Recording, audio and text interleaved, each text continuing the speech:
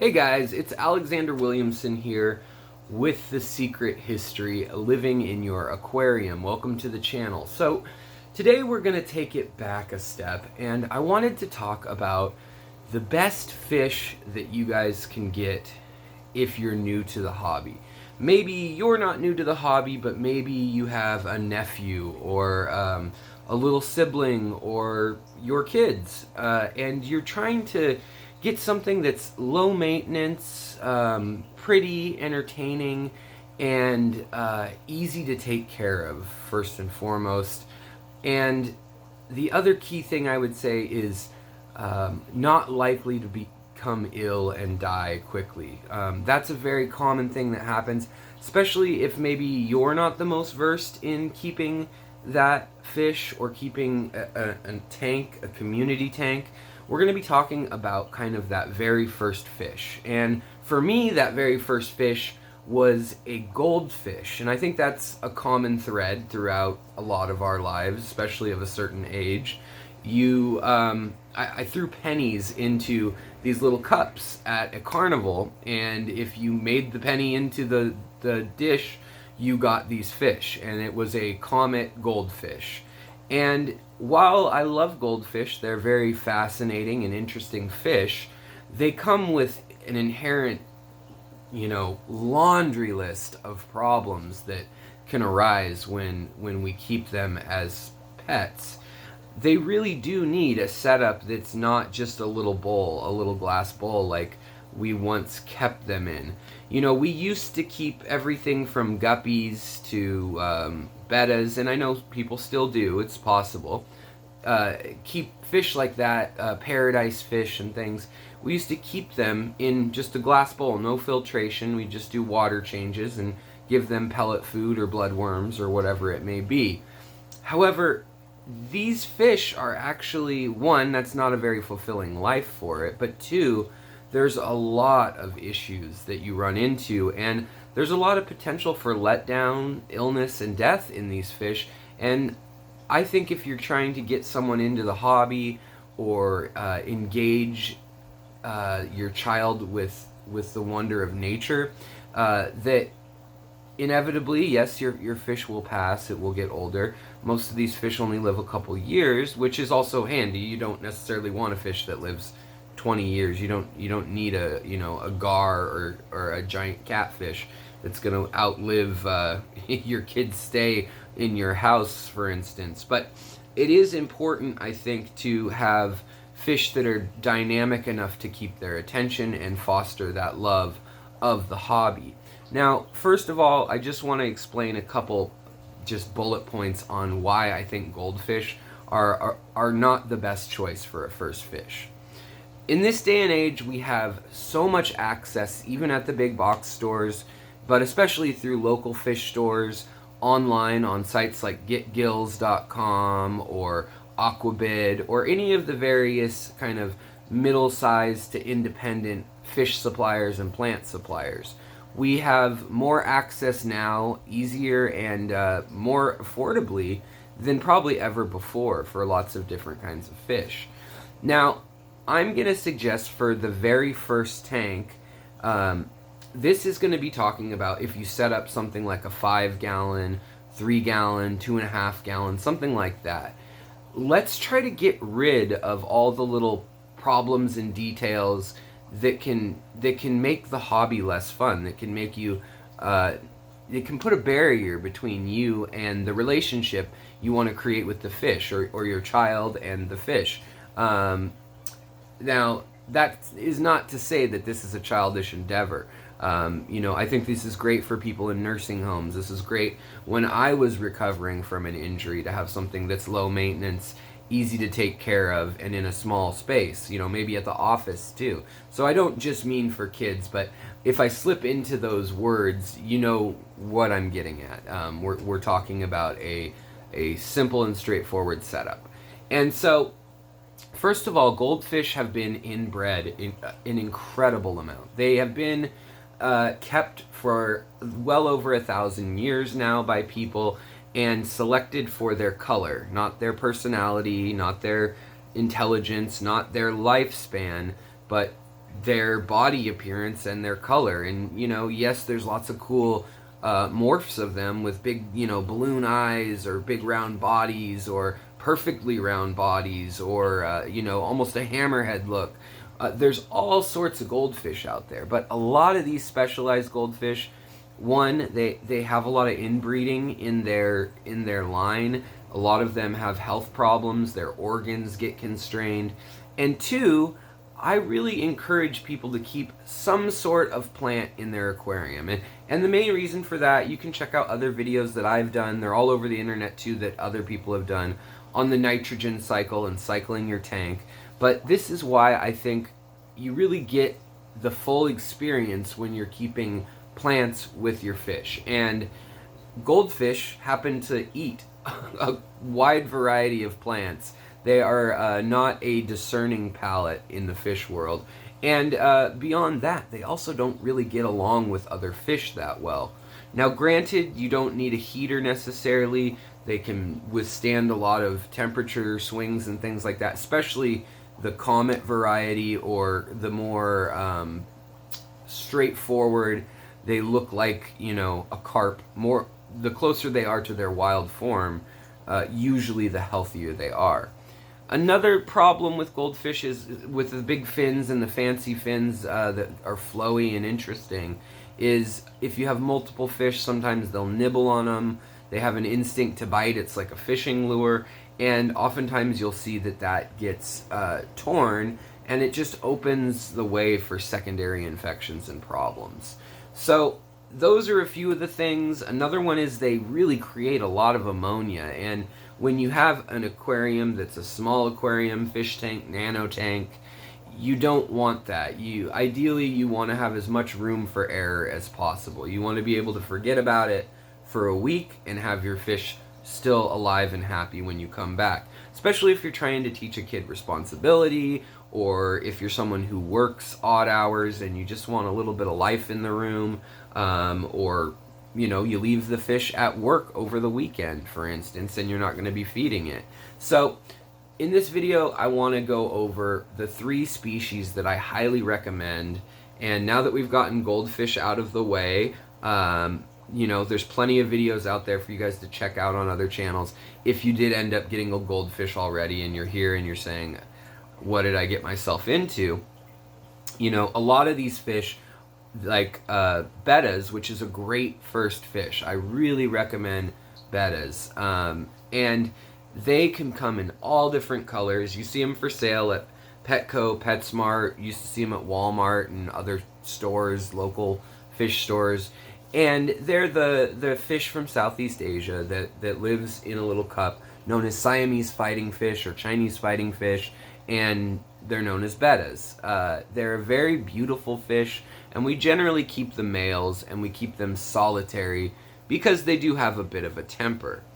That being said, they're not going to eat all your plants, so I think that it's great to start with simple plants, or in the unique case of Marimo mossballs, they actually are a type of algae. We'll take a look at those in a sec, and we'll take a look at all these fish in a moment too.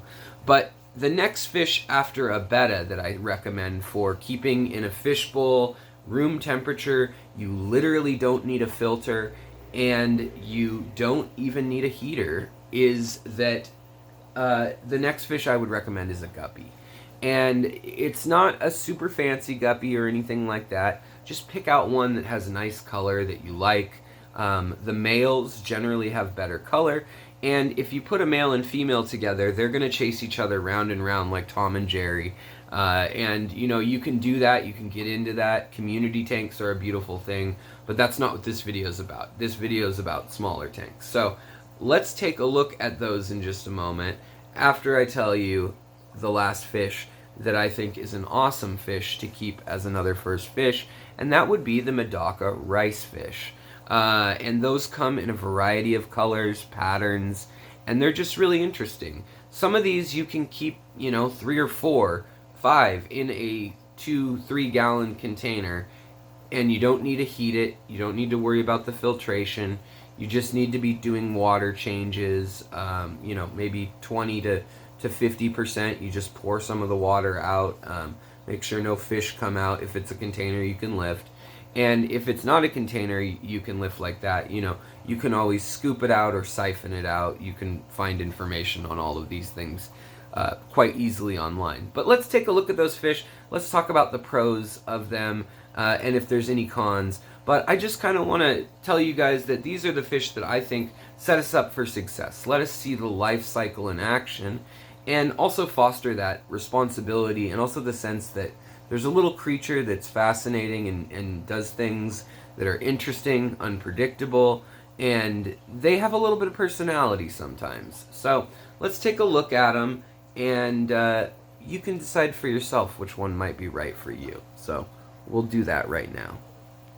So I thought I would start in a reverse order, and right now we're going to be looking at the Medaka rice fish, because that's probably the one that you guys have not heard of. Now, you can find these, especially this time of year in the fall. You can find them at your local fish store for very reasonable prices, sometimes less than $1 each even. But, you know, $2 to $3 is a very common price. Now, these fish have been kept in Japan for several hundred years. They're similar to goldfish in that they can be kept in temperatures that go all the way down to 40 degrees Fahrenheit. You know, that's a couple degrees Celsius. And they can be kept all the way into tropical tanks as well, or subtropic tanks. Now, these fish, they come in all sorts of different colors and patterns, and while they do definitely enjoy a planted tank, it's not 100% necessary. In fact, I want to show you guys this bowl down here, and this bowl has been host to these fish, and there's 5 in here since they were little fry. They've been in here for over a year, and I do not do water changes. I simply top off what has evaporated. They are a fish that can live in brackish water and water that has, and for those of you who are new to the hobby, that is to say water with salt in it, water with debris in it, so whether you have hard or soft water, they can survive in it. And you can just add something like a loose plant, you know, you can get something like a Taiwanese lily. That's what this is right here. You could get just some simple moss like this in here. You could get a dwarf lily bulb with some lily pads, or you could get something floating, some floating plants. And what this does is this is going to give you your room for error. One, it's going to keep down the algae in the tank, and you can literally use a desk lamp or something like that, and it will keep a lot of these low light plants alive. Now, I have other videos, and so do many people, on what are low light plants, what are beginning plants, but a lot of these will do just fine in a fish tank or fish bowl. It could be a fancy one, or it could be very simple. This was another container. Right now it's not clean, obviously, but this is where these fish were hatched. And so when we go down, we'll go down a level and take a look at the babies. But right here, these are baby rice fish, and they're very easy to hatch, so you can't tell males and females apart that easily if you're new in the hobby. But that's okay. They don't fight, and they don't harass one another too badly. And while they do predate on their own eggs a little, they don't do it terribly. But you can see here I have a 2.5 gallon tank. I've got a light that covers a few tanks, and you can put whatever decorations you want in. Here I have a little filter for them that's very teeny. It would fit in the palm of my hand. And I also have one of these little heaters that's a 50 watt that is also very teeny, and you can set it to whatever temperature is best for your area. If you spend a little bit more money, $35 or so, or for as cheap as $15, you can get going with ones that are set at, say, 76 or 78 degrees, which is a temperature range that is within the realm of comfort for a lot of these fish. So that's the little rice fish. They're fun to watch. They can live in shallow waters a few inches deep, and they can put up with a bit of nitrates, nitrites, and ammonia. So if you don't quite have the cycling your tank thing down, if you haven't bought substrate and plants that are going to filter everything for you, they're still a very resilient fish. They're actually kept in Japan on people's porches in terracotta or clay pots, and they're just left in there with a little bit of floating either guppy grass, naja grass, or Java moss or Christmas moss. You can float it, and they'll lay eggs in there. And this time of year, like I said, in the fall, everyone's coming in from having fish outdoors. Even in colder climates, you can have these outdoors, and they're a great choice for a first fish. Plus, they're interesting, and they lay eggs, and the eggs hatch into little fish, which can oftentimes, like in this case, these lived and grew up just on crumpled up powdered flake food. That's all I had to buy for them. And they're happy. And, a snail might be a good idea just to have things a little clean in here. I've got a few snails because I've got a few fish. But they can also live in, a container, like I said, just like this one, where you can see we've got floating plants, we've got a couple sticks and rocks. So you can make it as elaborate as you want. You can add other species with it, and it's a peaceful fish, or you can just leave it as is. So next, in going in this reverse order theme, I figured we'd take a look at guppies and endlers. So this is an endler right here, and they are a beautiful fish. These two right here, and there's a female. The females are usually clear, and you probably already know that these fish are notorious for having millions of little babies. In fact, their name was the millions fish when Europeans first brought them over to Europe. Now another fish has that name, but that's a story for another day. Also, you can see that I'm keeping them with more of these Medaka rice fish. These ones have red heads, and they're called red cap Medakas. There's also blue Medakas, black Medakas, koi Medakas, all sorts of different rice fish that you can keep. And in that same vein, guppies are another one that you can keep all different sorts of. Traditionally, they liked harder water, but in the long run, most of them will do okay in neutral water. So just neutral tap water that's been dechlorinated. And they don't need that much room. They can withstand temperatures down to 60 degrees Fahrenheit, and that's really not that big of a problem. It slows down their metabolism and the rate at which they breed, as well as somewhat the coloring of them, but they're still a fabulous fish to keep. Now these ones do like a little more room to roam, but if you bought something like a 5-gallon tank, like this tank up here, or even those little 2s that we just were looking at, this is plenty of room to keep 3 to 5 male endlers or guppies. The difference really being for right now in this video that we'll talk about is that the endlers are a smaller body than the guppies. But they come in so many colors. They do these beautiful little mating dances. They color up when you feed them.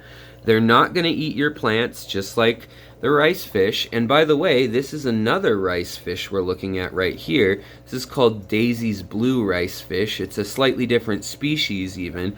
But the cool thing about them is if you have a male and female, the males are usually a little more colorful. The male and the females have kind of this orange tail, and they keep their babies, their eggs, on their back fins in the morning, and they lay a few eggs every few days in the morning, and you actually get to see them carrying them around, and they'll deposit them on a leaf or something like that.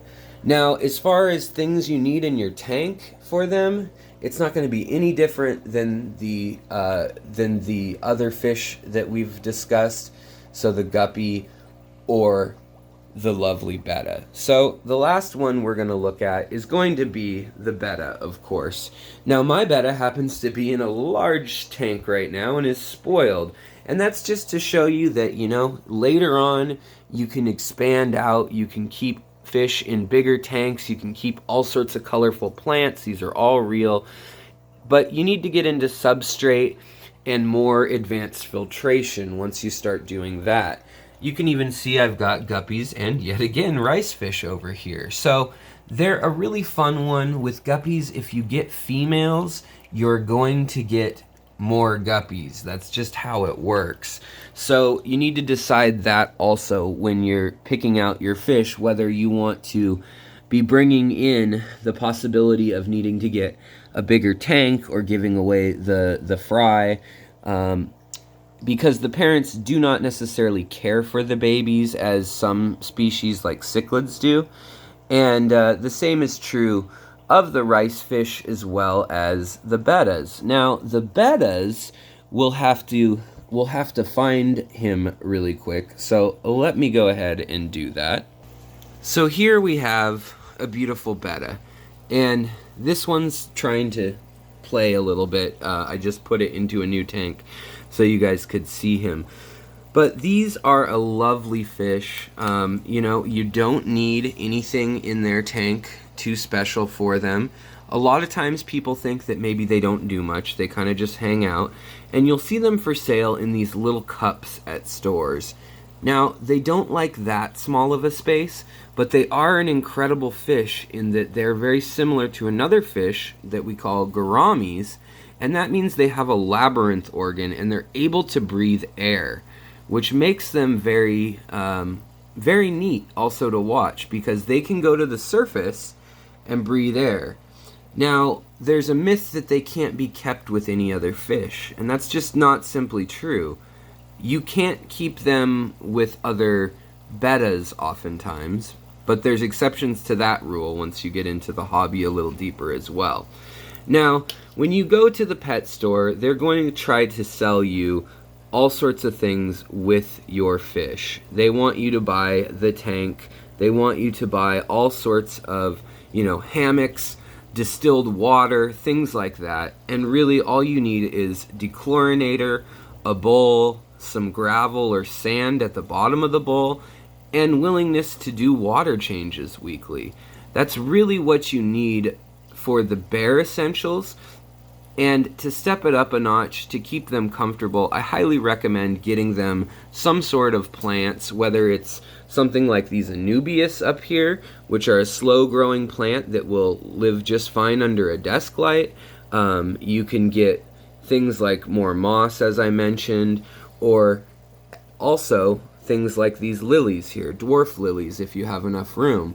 Also, a sword plant isn't a bad idea. They do like leaves they can sit on.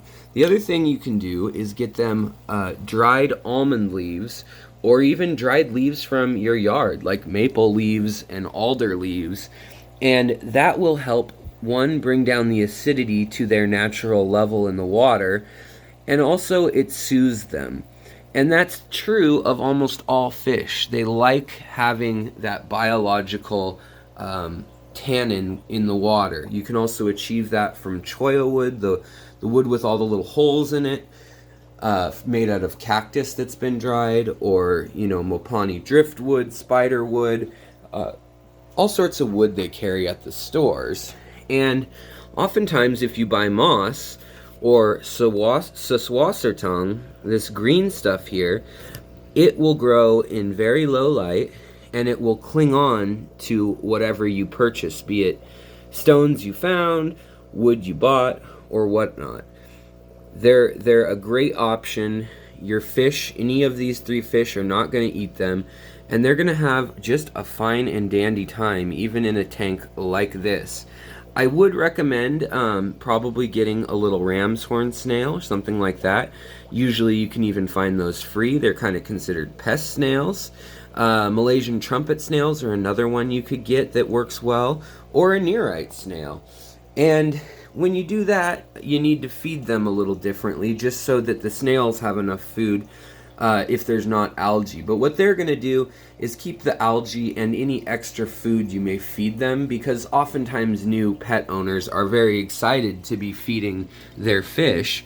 And, you want to see your betta come to the surface. You want to see it eating and moving. And they're a very relaxed fish that lives in shallow puddles and rice paddies. And so oftentimes if you get them, say, bloodworms, one of their favorite meals, you put dried bloodworms in, and they may not go after all of the ones that sink to the bottom.